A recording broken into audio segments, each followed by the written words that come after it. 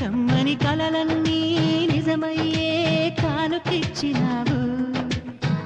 ఇన్నాళ్లకు దొరికింది ఓ చెలి స్నేహం, ఇప్పుడే అది కానుంది తీయని బంధం.